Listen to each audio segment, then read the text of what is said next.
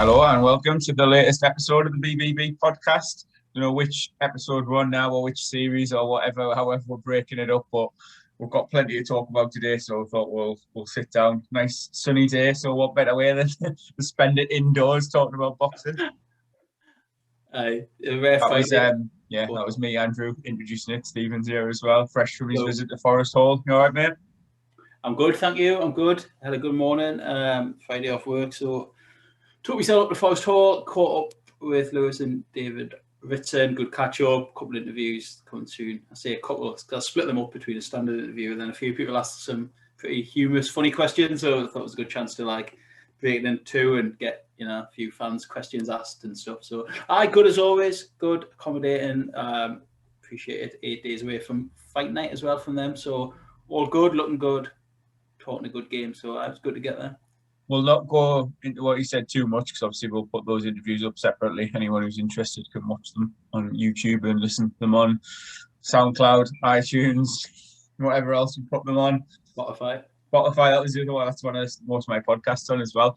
But one thing we've just been talking about there, which does impact Lewis and his fight next week, it's the last Matchroom and Sky collaboration. It's going to be shown on Sky Sports, and then obviously it's very originally been called the worst kept secret in boxing because I think every man and his dog has known that Eddie Hearn and Matchroom are going to link up with DAZN at some point in the UK, and that time has come. So from a fan's point of view, from a boxer's point of view, there's lots of differences, there's lots of potential questions. I think you opened it up on our Twitter, didn't you? There was a lot of people discussing it and sort of giving their opinion. I texted you this morning saying I'm going to be very positive about the whole thing, and we'll see how long that lasts. But not like you at all. No, I know. But I think the reason for that was that as I've sort of digested it, and again, it said it's something that has been on the horizon for a while, basically since Eddie and Matchroom linked up with DAZN in America. There's always been the rumours of when rather than if it's going to come over here, and then DAZN launched in the UK beginning of this year, was it end of last year? With sort of some of the Matchroom USA content, but all of the UK stuff was still on Sky. As of next week, that's not going to be the case. We've got one more show from what was formerly the Eagles Arena. I don't know what it's called now. It's got a sponsor on it. And it's going to be a bit of a shift. So I'd actually jotted down a few points about the pros and cons. And I think one of the main issues that you raised and sort of asked about is, and we've talked about this in the past, is the impact of Sky Sports News and how that's almost been a bit of a trump card for Sky against BT. That they've had this ready-made, for want of a better word, football audience transferring over straight into the boxing. And you think of going back all the way back to sort of again Froch Groves, Wembley, that was any sort of Joshua fight, all the hype and the promotion of that was on Sky Sports. I remember sitting watching Anthony Fowler and I think Fitzgerald when they were going at it, and they were showing highlights of that on Sky Sports News. And if you're a casual sports fan with a sort of passing interest in boxing, you're sitting watching that anyway. Someone I think tweeted us saying by osmosis almost, it just goes into your brain. You think, oh, that fight's on. I've had mates who've done exactly that. They're sitting flicking, they've got Sky Sports News on, then they realise there's a boxing show on. And these generally are the sort of level of fans who haven't got a clue that Daniel Dubois is fighting tomorrow for some WBA interim title, because unless you follow the relevant boxing accounts on social media and what have you, you don't see that, you don't get that. And I think even with BT having football, the odd little advert during the match and sort of before the match isn't the same as having that 24-hour vehicle to push any sports promotion, any agenda that you want. No, it is. It's so it's obviously cousins, same generation, same age, basically mid-30s now. We've grown up with boxing on Sky. Do you know what I mean? Our late teens, our 20s, and our sort of, as I say, loosely termed early 30s have You know what I mean? We've grown up with boxing on Sky, and that was basically that was Ringside, which was a great show at one point. You know what I mean? And Sky Sports News, as you say, gloves are off. Wasn't always a huge fan of it, but for the big fights you'd watch, and you know that's our sort of generation, and you know that's what we've become accustomed to. And like you say, you know, like we've got mates and stuff who are fans of the sport. Maybe he's not as, you know, in depth as us. Some of them are, some of them aren't. But like, there's that generation that I grew up with. Like, we used to call them bloke days. Us, you know what I mean? We'd go out for the early kickoff. We'd sit and watch the scores at 3. We'd have a few more pints and for the 5:30 game, and then we'd either stay out or go back to someone's house and whack on whatever fight night was on at 7:30. Do you know what I mean? Flick of a button from your 5:30 kickoff to your football. And but I'm only talking about our generation. There's a generation younger than us now. You know what I mean? Like, who have probably grown up with apps, streaming, YouTube. You know what I mean? Like, when you speak to people I work with, their kids and that, they don't watch the telly. They just watch YouTube. And that's where my positivity is going to come from, to be honest, because as you say, like, just because that's what we've grown up with, even now at 34, I watch most of my stuff now on apps. Like, very rarely do we sit and watch something live on TV. Unless football. Yeah, exactly. Unless it's the live sports side of things. And like, any even programs on BBC and that, it's like, oh well, that's on then, but we'll just wait till tomorrow and then we'll watch it a bit earlier, or like we'll watch it when we've got time. And like, today is a prime example of that. And I've made some notes about different things, and I've actually noted down like how much I'm spending on telly a month on all the different things I watch, and how much of them are like through apps and what have you. And I think that that day that you've just described, as long as somebody's got DAZN, or like the bar's got DAZN, it's not going to make that much difference to your overall experience of it. I think the content you mentioned in terms of like the gloves are off, if there's like a ringside type show, those sorts of things, if DAZN have this money and they have the ability to produce this sort of content, then yeah, it's that initial thing of, oh, I'm going to pay $1.99 a month for DAZN. We fully expect that to go up further and further as they get more content. Yeah. But if you're willing to pay for that, they can get the people over the line and subscribing, then that same content is going to be there, and it is just a push of the button. It's no different to me. It's like a BBC iPlayer or Netflix, or obviously Amazon Prime's another one. And yeah, I think the ease of it is definitely there. Like, we're getting to that point where, like you said, like, people watch TV on apps, and a lot of people responded to us saying that actually, like, they get a lot of their pre-fight content directly on YouTube, which, considering we do interviews, we've got our own YouTube channel. Like, I rarely sit and think, I'm going to sit and like watch interviews or watch press conferences on YouTube. And I think that's what Matchroom and DAZN are relying on, the fact that they've got a big social media presence, and they can hopefully direct a lot of the more casual fans into, like, obviously into subscribing to DAZN ultimately. Sorry, go on. No, I was just going to add, like, I think initially it might be a bit of a stumbling block for them, because a lot of the more casual fans already have Sky Sports for other sports, and boxing's just sort of like a tag along one. It's something that it isn't, like, obviously it's massive, there's millions, if not billions of dollars involved, or pounds, whatever.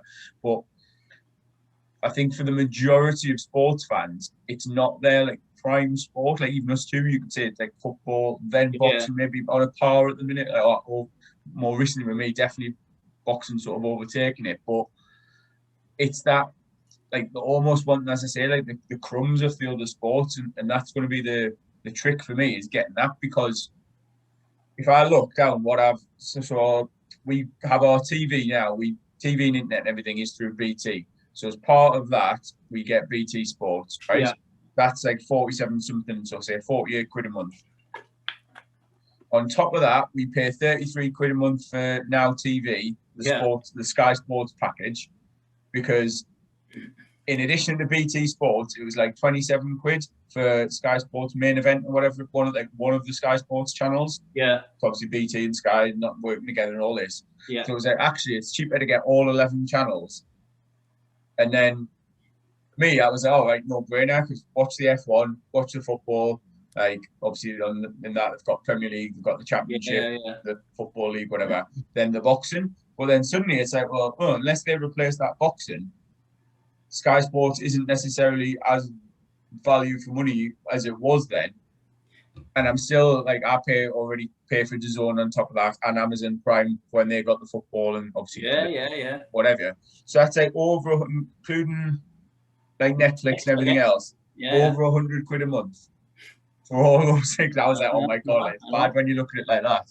But the problem is then, like, a lot of people will they won't value boxing as highly. So the fact that boxing's off the Sky, they're probably going to keep the Sky, which I am as well, for the other sports, for the football and what have you. And then it's like, oh, well, actually, do I want to pay another potentially a £5, potentially a £10 further down the line for DAZN just for the boxing, when I'm already still paying for the other channels as well?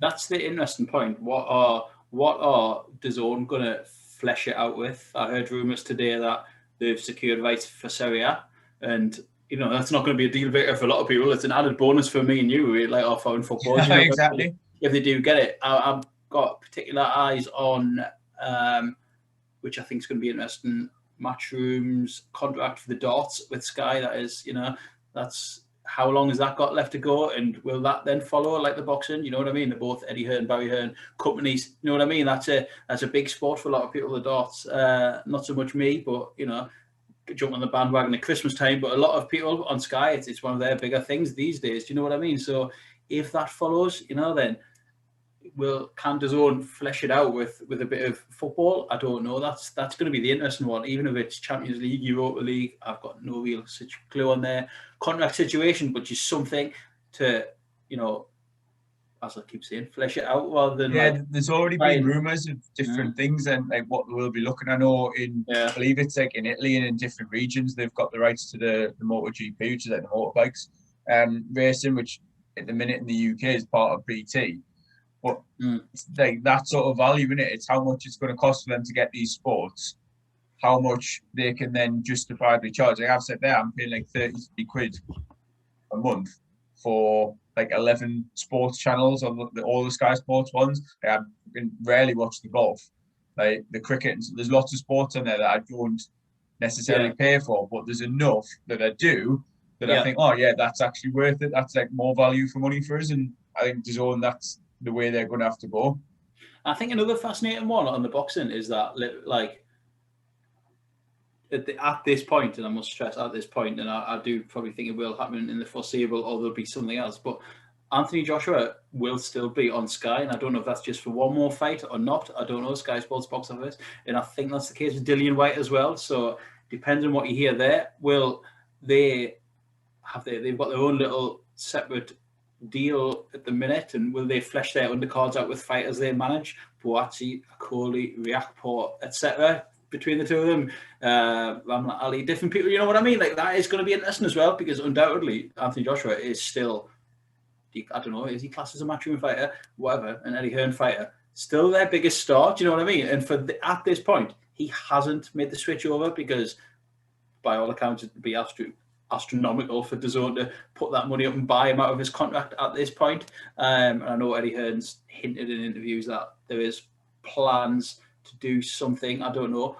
Will it be like a sort of Canelo type arrangement where he's fighting on DAZN, but he is basically AJ Promotions now? Do you know what I mean? Like, he runs his own show, that fella. So that's going to be interesting to see what happens with him, what happens with Dillian White. Like, is it just going to be some sort of awkward marriage every time they appear on Sky, or for however many fights they've got left? And you know what I mean? And on the other hand, like, as we've mentioned before, and we'll come on to this final show next Saturday on Sky, it's going to be like a fucking funeral. It's going to be so awkward. It's unbelievable. For the Northeast boxing there. Sky are just going to be like acting like nothing's happened, and Eddie, I'm sure, will be getting interviewed, and it'll be like Andy Scott, whoever it is from Sky, is going to be interviewing Eddie. Go, oh, what next for Lewis Ritson?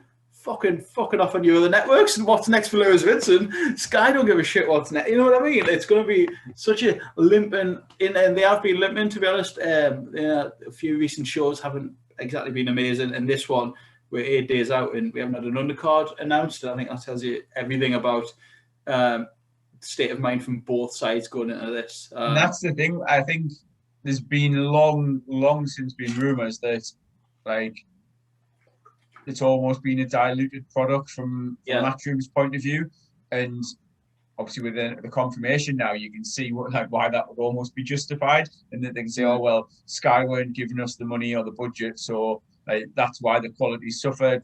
Look at us now, we're at DAZN. He's already mentioned, Danny, like DAZN are basically giving them creative control. They share their vision, and they're prepared to put the investment in, almost sort of hinting that Sky haven't been.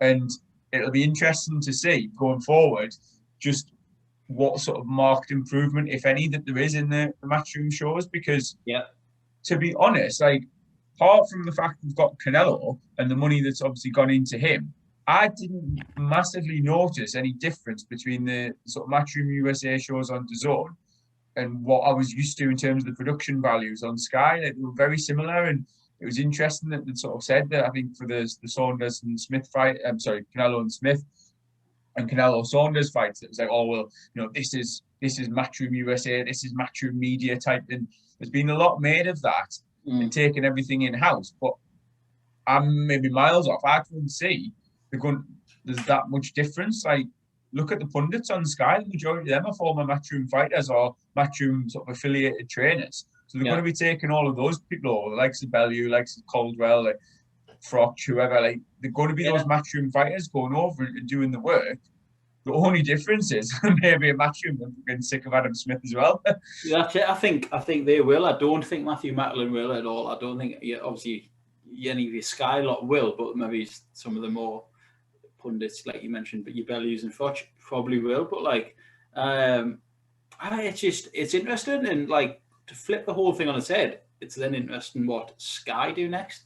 There are rumours out there that they will stay and they will show boxing. Whether that's, who's the guy's name that is rumoured? We heard it a few weeks ago, then that Michael Benson tweeted it earlier this week. John Wish, I don't know. Anyway, someone who used to be quite high up, I think in Matchroom, there were like rumours that they'll hire him to oversee the boxing content, and maybe he's worked with other promoters, which is what we've touched on before. So whether that's this new deal with Sauerland/Wasserman, but at the minute they don't have too many fighters, is it, I don't know, is it maybe he's a bit of, probably not Dennis Hobson, but like smaller people, do you know what I mean? I don't know, Steve Wood, is we're going to dip into it a bit like that, and get Billy Jaffers on. Depends on, again, what level of investment they're going to put in. Like, you already talked about, like, Joshua and Dillian White potentially still fighting on Sky Sports box office. Now, they're obviously, whether it's for one fight, whether that's for foreseeable future, they're obviously happy to sit out this initial part of DAZN and continue on box office, because it's financially going to be worth their while. Like, every boxer wants to be on that pay-per-view model and to be raking in the hundreds of thousands, millions of buys, whatever it may be. But also because they'll have a good experience. Like Joshua, as you say, away from Matchroom, will have his own management team, and you see them in like post-fights, don't you, in the celebrations, just how many of them there are, and like all these little representatives, they'll be the ones dealing with Sky and putting deals in place. Like, Joshua doesn't need a promoter in the traditional sense now. Like, any promoter in the world would be happy having Joshua on their show because of the interest he's going to generate, the money he's going to bring in. But like, the money, and as I say, it's that trust. Like, if they're happy with what Sky have done for them so far, and Joshua obviously has got no reason not to be, really, then are they going to stay at Sky and be that cash cow? Will Sky then utilise some of that money to pay for, I don't want to say like a lesser product, because ultimately it's still going to be domestic boxing. But if they then start televising like the smaller hall shows, I dare say the general viewer across the UK, like, used to seeing the Matchroom shows on Sky, to then seeing stuff from leisure centres and smaller venues. And go back to again, for us as purists, I'd love like sitting on a Saturday night watching an area level title fight that I wouldn't ordinarily see if I didn't travel down to Doncaster or whatever. Like, that would be great, but it's not going to move the needle for what Sky are used to and what Sky potentially want. But if they haven't been prepared to stump up the cash for Matchroom, then are they going to stump up the cash for other promoters that they don't have an exclusive deal with? Like, the whole long-term exclusivity of Matchroom and Sky is what enabled them to work the way they did and build the fighters and develop the storylines and the characters and all the rest of it. Whereas, like, if they're going 1 week from like a Dennis Hobson to a Phil Jeffries to a Steffi Bull or whoever, you're almost in that same position of like promoting different products rather than just one thing. I think the Sauerland one's going to be one to keep an eye on, that multi-million-pound deal that they signed with the Wasserman, and you just think, like, okay, what's that about? What are they buying into there? Is that something that's already arranged for some reason? Sky covered a lengthy interview with Carlos Sauerland pretty soon after it as well, like, which, you know what I mean? Like, a bit left field. They give it a lot of coverage, and I thought, you know, a few alarm bells rang there, so I think that's something to keep an eye on. Like, you know, and it's going to be interesting that whether some fringe Matchroom fighters are a bit dubious about DAZN and who enjoy boxing on Sky. I heard a name today that wasn't happy with it. I'll tell you when we're finished who that name is, who was like, oh, I'm a bit unsure. A couple of people like, you know, said they weren't maybe, oh, we like boxing on Sky type of thing. And my first instinct was like, I don't think Eddie Hearn will give a particular fuck of what those type of fighters think. And I'm talking maybe, as I call it, like a fringe Matchroom type of fighter. Like, you know what I mean? I'll mention the name later after this team. And it's like, is there, would you see a few people drop away from Matchroom? I'm not saying this has got nothing to do with this whole deal, but like, what's he called? Yalusinov, him, that came in. Will there be little fighters who have, you know, fought on Matchroom shows that maybe will drop off them and, you know, go their own way? I don't know. Like, it's interesting. I think obviously it'll depend on each fighter individually, I suppose. But like Floyd Mayweather came out and said something about, apparently he was asked about Canelo in an interview recently, and he said, oh, I didn't see his last fight. Like, where's he fighting? Is he fighting on some app or something? Like, really, like, deliberately dismissive. But again, just showed that he was out. I think he said, like, real fighters fight on Showtime, and it was obviously that, like, that's the traditional model. And for someone like him, who's getting paid like hundreds of millions from that network, then he's going to want, like we talked about with Joshua and White, to stick with that pay-per-view model. But I think other fighters, maybe further down the pyramid, fighting on Sky, and like we've said there, like everybody knows what Sky Sports is, so there's that appeal. Like, how many boxers are we friends with on Facebook and that, and they sell it, like they're trying to sell tickets or whatever, and saying, oh, next fight live on Sky Sports, or they're trying to push like sponsors, and it's like, you know, get your logo seen live on Sky Sports by millions of people, because millions of people will tune in and watch and all the rest of it. Whereas obviously the length, like trying to say, oh, well, you know, on this app or whatever, blah blah blah. But I think it goes back to just what like relationship they've got with Matchroom, because yes, fighting on Sky was part of that appeal for Matchroom, but if you're a prospect in this country and you're turning over, and you know, I'm talking like a elite top level prospect, yes, boxing on Sky is part of the appeal, but if you're signing with Matchroom, you're putting your career in Eddie Hearn's hands and like the team there. In this, you've seen what they can do with other boxers. You've seen how they can build a prospect, and there may be few question marks about will they be able to do that exclusively on an app on DAZN rather than through the more traditional channels. But if you go all the way back to like Eddie Hearn first getting involved in boxing, and it was one of the key factors of him becoming as popular as he was with the boxers, was the fact that he'd got Audley Harrison the world title fight against David Haye. And a lot of other boxers sort of sat up and took note, and a lot of that had been word of mouth, like, oh well, he's just got Harrison, this massive pay-per-view pay deal, he's got my world title, that's Audley Harrison, like if he can do that with him, what can he do with me? And then you had the influx of the likes of like Froch, Bellew, Kell Brook, Darren Barker, moving from other promoters, because Hearn paid the guys on time. He paid them well. He did what he said he was going to do. And I think from a boxer's point of view, that counts for a lot.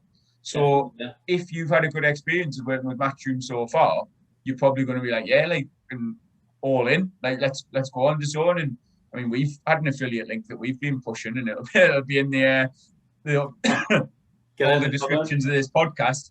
But like as a boxer, could they not get like that affiliate link and then stick it on their Facebook page and like, oh, my next fight's on here, blah, blah, blah, like no tickets or whatever, or like yeah. If you're not going to buy tickets, sign up for DAZN through this, and it's like almost an extra revenue stream for the boxers, as well as increasing that awareness, and you're almost like flogging it to your fans rather than as like an extra sort of as an extra incentive for them to box on DAZN. I mean, it's interesting you say that, but I'm like going through my head now who it could be. And have you got your phone on you? I've texted it. Oh, you text, I'll have a look. Have a look now. Level? There's a few names I've got in my head. I'll see if it's any one of them. And then see if you can guess see why do you think I reacted the way I did? See, it wasn't one of the names I popped up with, but a sort of similar level. But you understand why no one's going to lose sleep over it. Do you know what I mean? If there is casualties and it's on that sort of level, then you know what I mean. Like, so be it. You know what I mean? Like, yeah, like, and it's again, like, what is that alternative going to be? Like, are they going to then maybe headline their own show with like their own, like not their own management company, but with a local promoter maybe working? I don't know. More like regional promoter. Could sign to BT, could sign to, I don't know. Dennis Hobson's doing his own thing on Fight Zone now, which... But like, again, that then comes back to the popularity in boxing circles of Sky against BT. Like, I mean, we've seen like Callum Johnson go over to Frank Warren recently, like fighting on BT, and obviously he's a fighter who, on the face of it, has got a world title fight out with Matchroom, and they say he's been paid fairly well. Like, he won the British title with Matchroom on Sky, and fought on DAZN as well. And then he's obviously thought, actually, I haven't boxed in a while on this pandemic, haven't really been treated as he considers like fairly. So then off he goes to BT. Obviously, only time will tell whether that's a justified decision or not. Because I mean, what would to the outsider, what would make that look like a good decision if he goes and wins a world title? Then yeah, sure, but he could get paid well by BT, and as a fan, we don't necessarily see that or know that. Yeah. And it's almost like, oh well, he's not with Matchroom, then his prospects aren't as good as they once were. It's going to be fascinating. It's like, you know, I was just saying, it's been coming for a while. Like, obviously the writing's been on the wall, but it is actually now happening, and it is a pretty major shake up. Like, you know, first time in years that Matchroom now left Sky, and it's the end of that relationship. And like, as I said it before, when you just nipped out there, like, probably encompassed all of probably our 20s and early 30s, and you know, that good year of watching the sport. So it's going to be, honestly, it's going to be interesting. But like you, I'm gonna stay positive about it. I have no massive issues with DAZN. It's 2 clicks of a button on a smart TV. If I didn't have a smart TV, you know, I can't, generational thing, but I don't really like to load my laptop up and watch fights. I do it if I have to, or an iPad. Do you know what I mean? I do like a television to watch me live sport on, you know, but I can't do that. I know, like, you know what I mean? I do it as well. So, going to be dead interesting and, you know, fascinating going forward. And next Saturday marks the end of the year. It'll be a good pub question and pub quiz question in many years to come. The last fight on Matchroom Sky Sports. Yeah, I think, like, again, just getting into the sort of technicalities of it. Like, I've obviously showing off now, got more than one TV in the house, but like got like smart TV in the living room with DAZN on. So that's my primary one. If I'm sitting watching something, like stayed up for Canelo and that, I'll sit and watch it. If I think it was Golovkin fought on DAZN since we got it, and I didn't watch that live. It was on the Friday night, so Saturday morning I woke up, flicked it on. It was straight on there, no spoilers, absolutely brilliant. But because of being used to Now TV, like, I watch Sky Sports through an app, so that whether that's on the smart TV or if she sat watching something on the telly, I'll sit on my laptop, fire up Now TV, like literally go on the website, open the player and play it through my laptop, and I can, in this room, in the spare room, I haven't got the smart TV, but literally. No, I can't do it. And on Sky Go, you know. Yeah, nice. There he is. Like, I do utilize You've Sky plugged my Go laptop in. When we clashed on the telly, and when we didn't, before we got our second telly, and she was watching Strictly, I used to watch the first hour of the boxing, like on Sky Go, and it's fine. Like, it's just, I don't know, like we can. Oh, there's another separate podcast about what you think of DAZN. Oh, you're there, still there? Yeah, still there. Right, about DAZN's commentary and analysis and all that, but as a product and as a loadable app, and they've got a good catch-up feature and stuff, then and again, this comes down to the price point, $199. I don't even know it's coming out of my bank. I'm not naive. Mine literally came today. I know it's gonna go up. I'm not daft. You know what I mean? It's gonna be interesting to see what that does go up to. And another interesting thing is that it's kicking off with Fight Camp, which I think was one of Matchroom and Sky's biggest successes probably of recent years. I think it went down pretty well with a lot of people. It wasn't, maybe it was a lockdown thing, B, a novelty thing of the whole back garden setup, but they are doing it again, so they're obviously happy with how it went. And C, it was decent 50-50 fights. It wasn't anything fucking world class or anything, but it was Eggett and Cheeseman was on there. Like, there was some good stuff on there, and now obviously I've gone blank now from the top of my head. I was just going to say, I'm waiting to see how many more you come up with. Didn't Cullen beat Doherty on there and stuff like that? You know what I mean? As I said, like, nothing groundbreaking, but just. I'm being a bit facetious because there were some decent fights on. Tasha Jonas, Terry Harter was a crap. That was the one I was thinking of, yeah. Like it was good, and now, like you said earlier, it comes down at this point now. This is your first. You're in bat first. This is your first chance to really put a marker down here and say, you have to now walk the walk. You've talked the talk. It's DAZN. It's this. It's 9 figures. It's blah blah blah blah blah. Now deliver. Like, you know what I mean? This is why I think Fight Camp is a brilliant one. It's a really good measuring stick because you've got a direct comparison with those 4 shows that I had on, or 5 shows like last year. I think it ended with the pay-per-view, didn't it? Yeah, and it came out of obviously out of lockdown where we didn't have any boxing, and rewind back to that point, and we were sort of speculating as to what sort of fights we'd get. There was the whole tagline of no easy fights, and while it didn't necessarily live up to that, there were some absolute knockover jobs. But what it did was, as you said, it was a bit of a novelty. It was in the back garden. It provided a couple of decent fights, so there was a bit of action there. But if you're then saying, right, as just what you said, DAZN, this is it. This is the new thing. We've got all this more money. It's going to be a superior product. Sky have been holding us back. This is entirely Matchroom. We're going to do it our way. Then you're going to look at the card and say, right, well, is this infinitely better, or is this considerably better than what we were served up last year, where fighters were coming out of lockdown?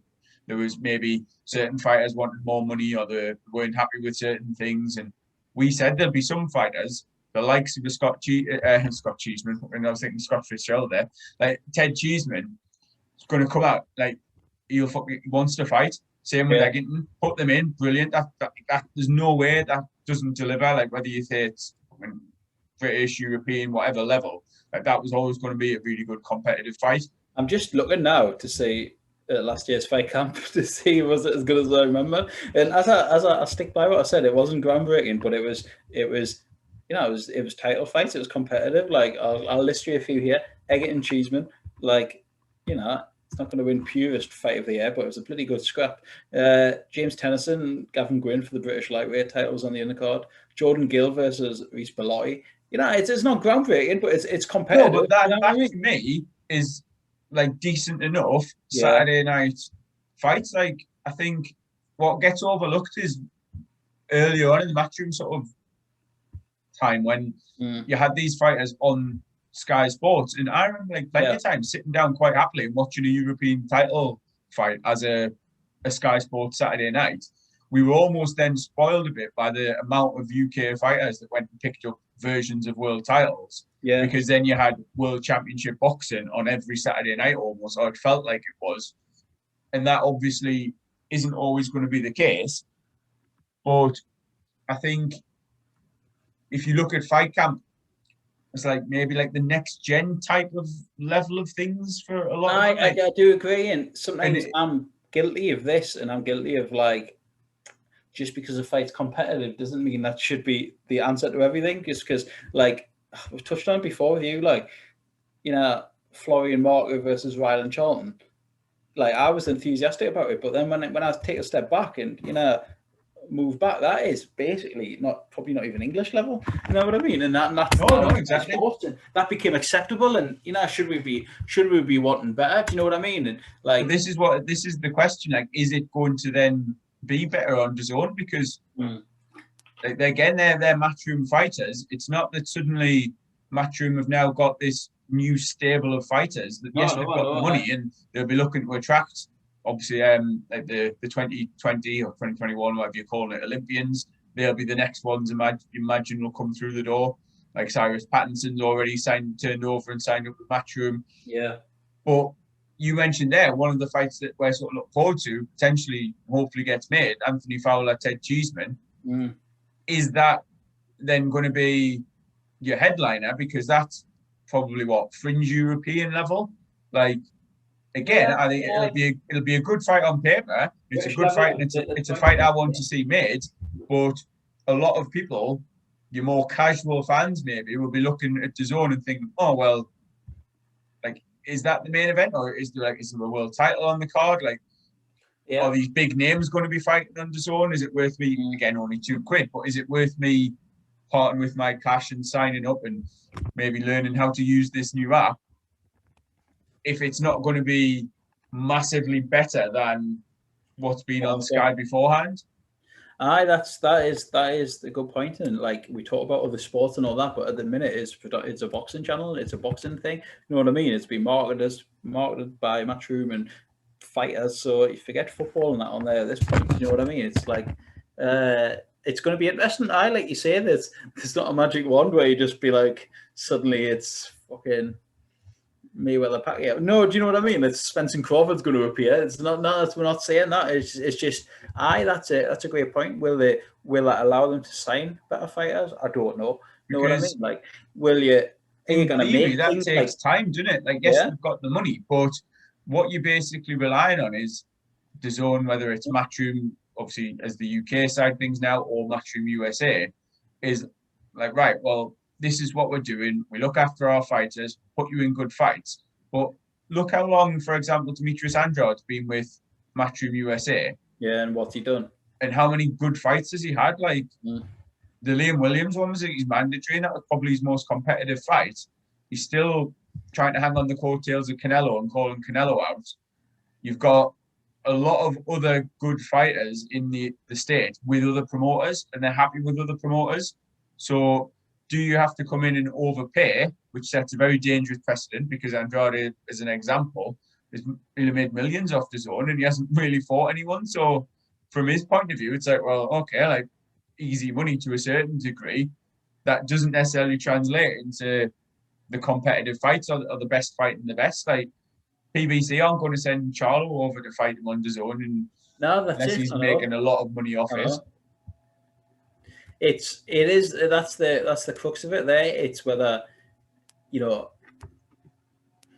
it was part of your regular Sky Sports package that you're willing to pay for anyway, fair enough. But now you're asking, not you, but people asking, to shell out further on something at this point is a boxing app, and it's going to be interesting. You know what I mean? Because it's not going to stay $1.99 forever. Like that Fight Zone thing that Dennis Hobson's doing. Like, honestly, as I tweeted about it the other day, I think it's Dennis Hobson. It passed us by at the time, and like it's $4.99 a month. Do you know what I mean? And I haven't paid for it, but like, there's part of us. If I'm in tomorrow night, I would quite like to watch Mark Leach versus Thomas Asomba. But then I'm not taking a subscription out for that. Do you know what I mean? And when you're already paying on the boxing landscape, you could be paying for Fight, you could be paying for DAZN, you could be now paying for Fight Zone as well as your regular TV package. It's or like an additional BT Sport or whatever.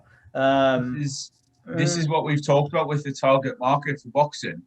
We've said it as hardcore, knowledgeable fans. We're not that target market. It's trying to get the wider, sort of more casual fan involved.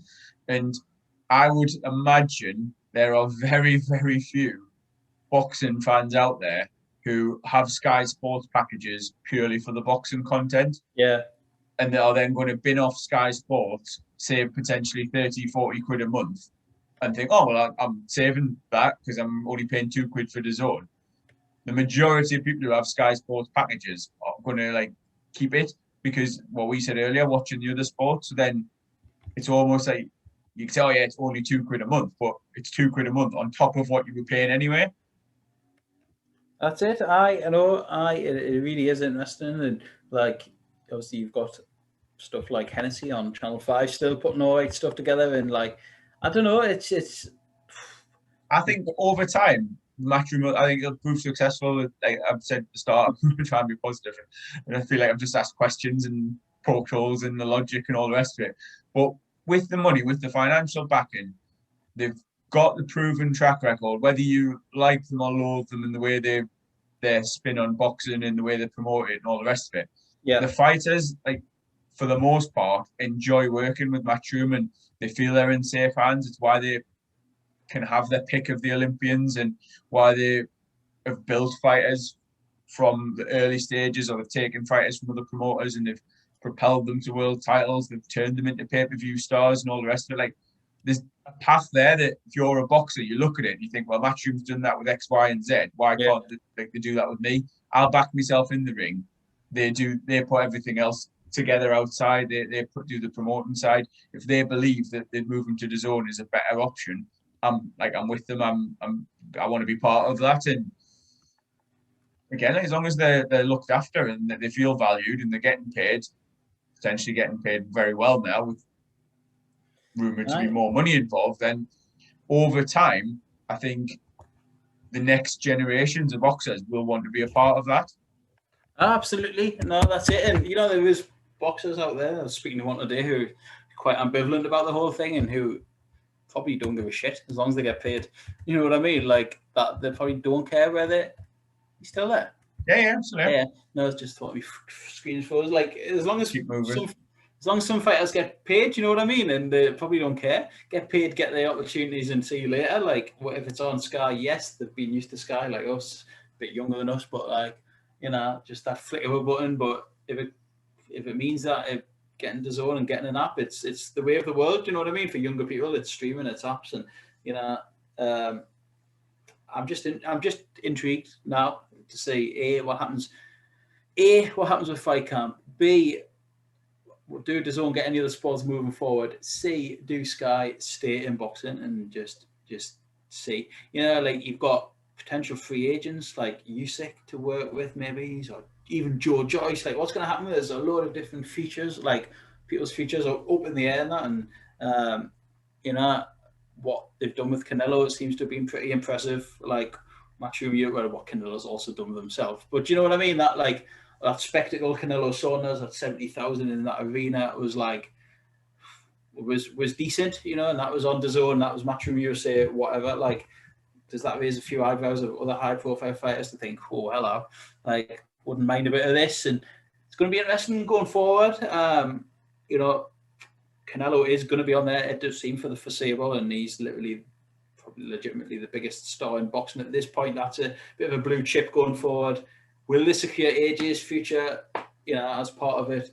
Who knows? But we could probably talk all day for it. But, you know, as I just to like echo what you said, like, I have to be positive. You know, we're getting on in years and it's something new, and we just, you know, let's roll with it and let's give them the benefit of the doubt, a fresh start, and see where it goes. And I'm sure if they fuck up or if it's not good, then there's plenty of voices on social media that'll be telling them. Do you know what I mean? Like, yeah, and a lot of critics in that about it, but ultimately, like, it's like DAZN, from their point of view, are a business, and they're going to be looking to turn a profit, and that's ultimately going to come from subscriptions.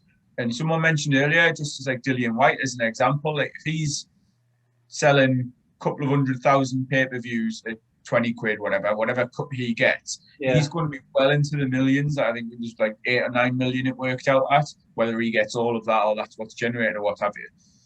Like, if we just base it on the £2 a month, they're going to have like 4 million subscribers in a month to get like that 2 million to put on that thing. And how many times have we been told recently, when like by Eddie Hearn and by Sky as well, that when something's on pay-per-view, or the only reason this fight can happen, thinking back to like Chisora Parker, and the fighters can get paid their purses, is through the model of pay-per-view. That's the only way. This has to be on pay-per-view so that these fights can happen. Now, if DAZN are prepared to front the cost of that and take a massive hit, then brilliant, because the boxers are going to get paid more. We're going to see these fights for a fraction of the cost of a pay-per-view on Sky Sports box office, like 20 quid, 25 quid, whatever it may be. Ultimately, then, that's going to provide us with more entertainment. That's going to be tremendous value for money. And all of those that argue that you should be paid pay-per-view because it goes into the fighters. The fighters are the ones putting themselves on the line. They're the ones putting their lives at risk. They are the ones that need to be compensated for that. Then everyone's happy, surely, apart from DAZN, who potentially are losing money. They don't get the subscribers, yet they're still paying millions of pounds to Chisora, or to Joe Joyce gets a couple of million to fight Usyk or whatever. Everyone's getting paid. Everyone's happy. Fans aren't paying as much for it, but it's a bit of a contradiction that, like, we've been told over the last couple of months that the only way for the best fights to happen is pay-per-view. And then the promoter who's been at the forefront of that has now completely moved, and he's gone back to his pay-per-view model is dead spiel from when DAZN first launched in America. I think it's what's interesting is that, like, you know, and it might take a bit of time to bring over some critics towards it. It's just a traditionally American model, isn't it? Like, when we were speaking to the guy from Fight TV on the inbox, and he was like, "Do you guys watch your sport on the TV?" And we were like, "Yeah, why is that?" I thought he did, because he's just like, the level of, like, what the fuck, it's an internet channel, like, what's going on, like that. And then, like he says, that just blows their mind over there, that, like, you know, we can just all of their sport is probably like streaming, like ESPN Plus, and like signing up to individual apps and channels and, you know, like streaming services. And like, it's something, you know, again, I can only ever relate to us or our group of mates. And like, you know, we are that generation of mid-30s people who like to flick a button, you know what I mean? I like to go from 401 to 402 on Sky, and off I go. Like, it's new, and for some people it's a total, like, could be a bit of an alien concept, and that's going to be maybe an issue. Some people it's not, you know what I mean? I think the time's coming now where you have the generations above us will ultimately be phased out. Like, as you say, there's people who are like 20 years younger than us watching boxing and like getting to that stage where they're going to be the ones buying tickets, and they're the ones that are going to carry this forward. And obviously Matchroom have calculated this, and they've decided to like pull the plug on the Sky deal, and now is the time that, like, they're going to launch and completely sort of transition to this new way of doing things. And yes, the impact of Sky Sports might be worth keeping an eye on, and like, will it affect the numbers, etc. But I think you're going to see now a massive increase in the Matchroom social media, the Matchroom YouTube channel, the DAZN YouTube. Like, you know what I mean? Like, yes, they've got the vehicles, the likes of IFL and the interviews and stuff like that.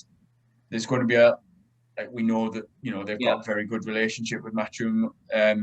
Same like Boxing Social, like, they're going to have their role to play, but it's almost, I love to compare it because lots of people have done it already, but the UFC model of like everything in-house, like Matchroom are going to control every element of what they want to produce, they want to get sent out. And I dare say they'll have learned from Sky Sports as well. Like, look how many documentaries and things, and like the Sky Sports YouTube channel puts out and things like that. That's not going to change massively. It's just that Matchroom are going to be doing that now. It's not. It's been drip fed. Like, honestly, like, Matchroom YouTube is a big thing in its own. Like, Scott Hamilton, Matchroom, put a sound that as well.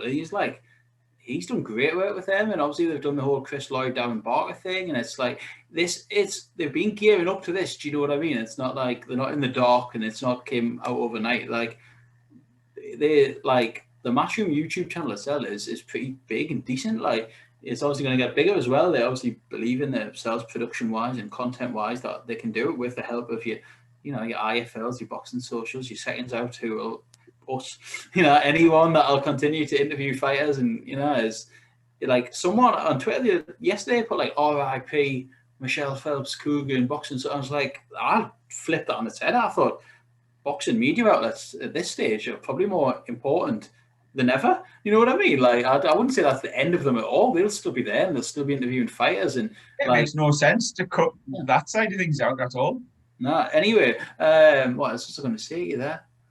One last thing is something you touched on earlier, and just before we quickly move on to something else and quickly wrap up, is that pubs and bars, that is something I'd never thought of. So let's throw one at you. So me and you were in Shearer's at St. James's under the stadium. We'd been in there, we'll quickly nip in here. Or the bloody Crow's Nest where we went to watch John O'Connell versus Scott Quigg. That's what I was thinking of, man. So, and it's on, does every bar in that pub, does every TV in that pub now have to be a smart telly, and does some Tom, Dick and Harry behind the bar have to sign in with a remote to the DAZN account?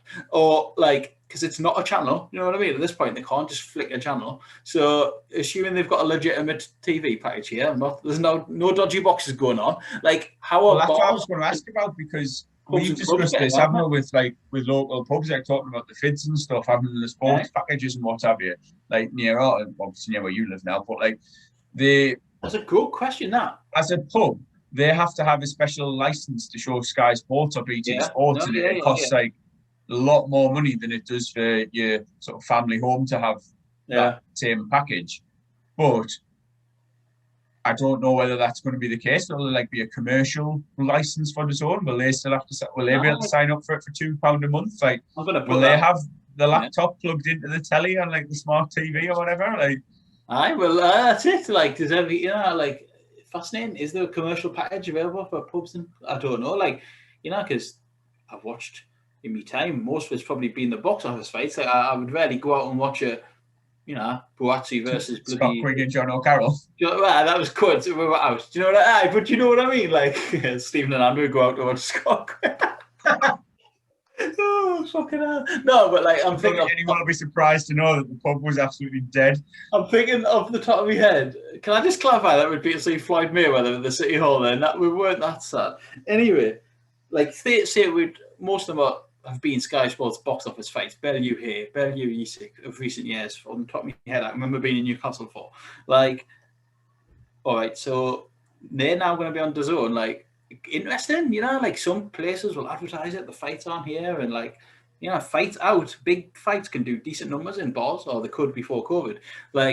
Interesting. That is an interesting topic. I'm going to look into that. The closest we can come to and really compare, and this was a TV channel, but wasn't here Chisora on Fox Nation? It may well have been. And we watched that. So obviously the pub, again, it's a channel, it's a subscription channel, but the pubs could get that channel. I dare say the majority now will have the technology to have smart TVs and be able to put apps on a projector or something. You know what I mean? He beat the big horse.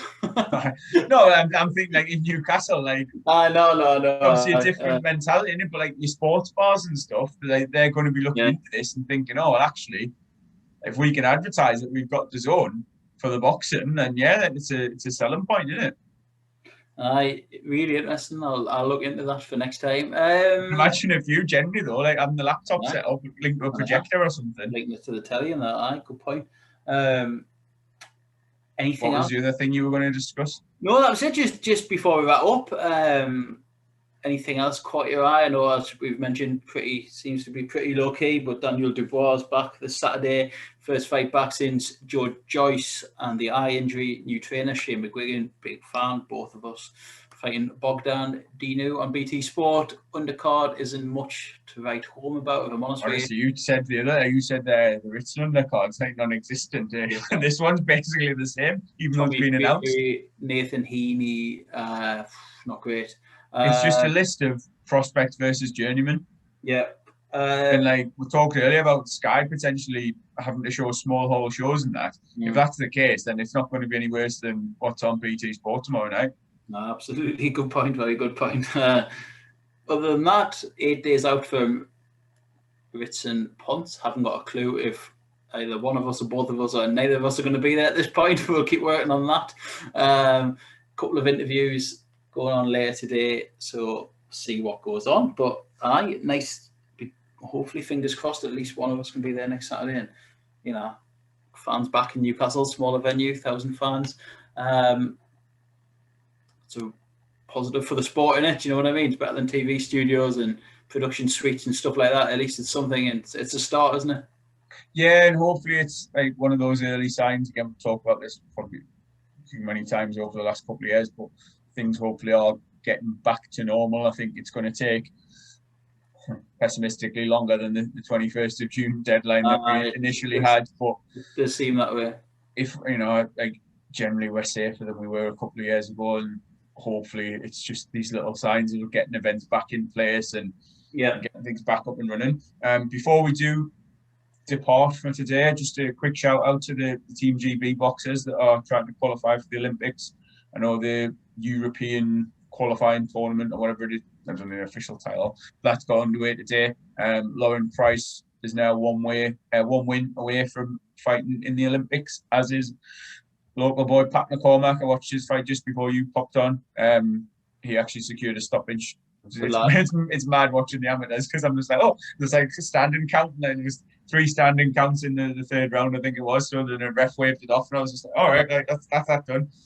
He won absolutely handily. Like, he's going to be a massive, big favourite going into the games themselves. Hopefully get that gold medal, and would not surprise me to see him this time next year featuring on DAZN. No, absolutely not. Same. And I would love to get an interview sort with him. Doing all right with the former Berkeley lads at this point, who got one up last week with Callum French as well. That was a really good one. But some talent turned over. Honestly, this time next year, 18 months, there'll be some astonishing talent from the Northeast alone going professional. Like, it's drip feeding now, you know what I mean? With Mark Dickinson, bit of Tommy Hodgson, Cyrus, Callum French got some pretty strong hints in the interview that he's at a decision crossroads in his career now. Like, honestly, throw the 2 McCormacks and a few more in the mix, it's going to be like, it'll be incredible. Honestly, they'll give the Berkeley lot, when they turn over, give Northeast boxing such a huge shot in the arm. It'd be incredible. But good of you to highlight that today. But no, that's it. Speaking of shots in the arm, see Jean Pascal failed 4 drugs tests in one fight. Unbelievable, that, isn't it? We'll leave that one for now, because I probably about that. We'll leave that one for now. I'll get those interviews up later today. I need to nip out now, but I'll get them on tonight, push them, and then we look ahead to next weekend, return of Matchroom, and for the final time, Sky Sports to Newcastle. So let's chat early next week.